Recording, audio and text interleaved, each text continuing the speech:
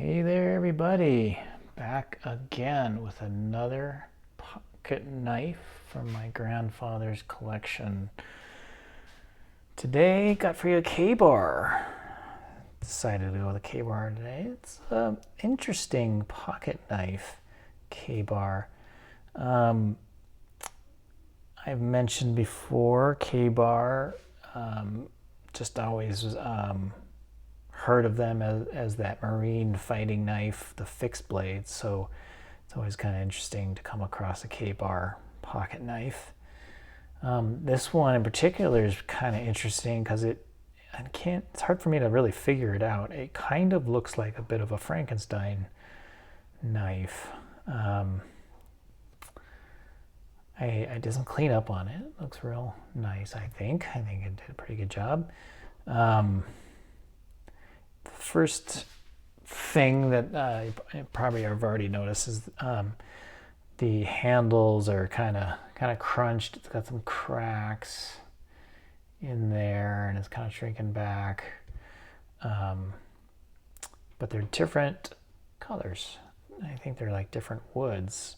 I think this is wood. It just gets the feeling of wood. And this, I don't know, could be bone, antler, or wood, but they are different handles. This one also has some chipping and breaking and things like that. You can see the K-bar shield there. It's pretty cool. And then the other thing, it's trying to figure out the date on this thing. There's a K-bar tang stamp. And it's also kind of weird because it has K-bar here and has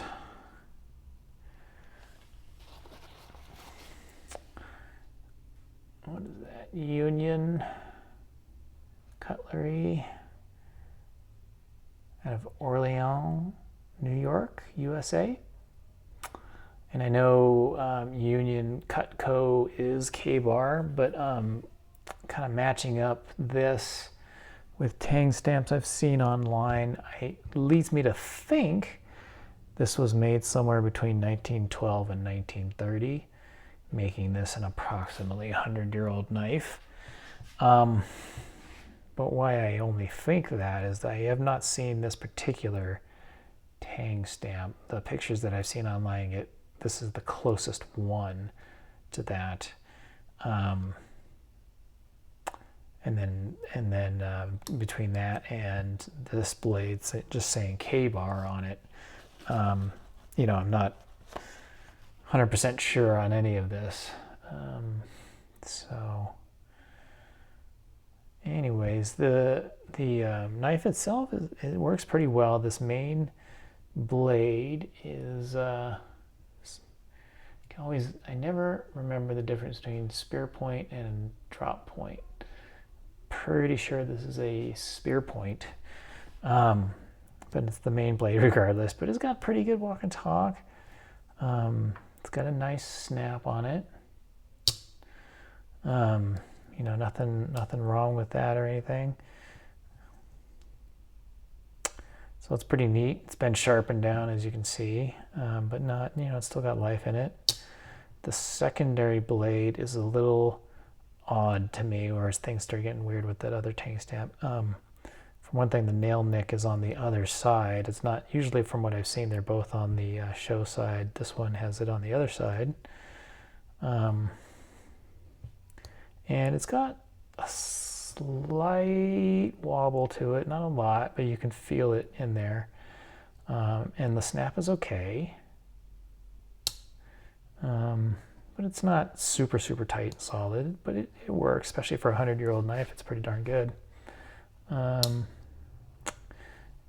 let's see, it looks like somebody really on this, especially on the secondary blade, really took the grinder to it. There's that on that side, and then on that side it's really prevalent. So somebody took a wheel to it or something to sharpen it down. And it's, you know, sharpened down a lot there too. So, you know, it has its issues. You know, it's possible somebody stuck two different era K-bar blades together. I'm finding out some people do things like that. When I was first starting this, I didn't even know you could do that. I haven't mentioned it lately, but I'm certainly not a pocket knife expert. I'm getting better as I go, but not enough to know for sure something that would have happened. But regardless, it's a pretty nice pocket knife, I think. You know, even if it's kind of put together and stuff like that. You know, the blades are K-bar, even if they were assembled at different times. You know, and it's got all the other pieces to it and everything. And you know, even though I had said those issues with this small blade are there, it still has pretty good walk and talk and acoustics. So it's a pretty nice little knife for being a piece of K-bar history. All the rust is taken off. You know, it's got the tarnishing from history, but you know, that's about it. And then these nickel silver bolsters shined up real nice. Looks like nickel silver pins, I guess, but brass liners and spacer. So ends up being a pretty cool little K-bar. So that will about do it for this session. Thanks for stopping by, everybody. I hope you're doing well, and I will talk to you next time. Bye for now.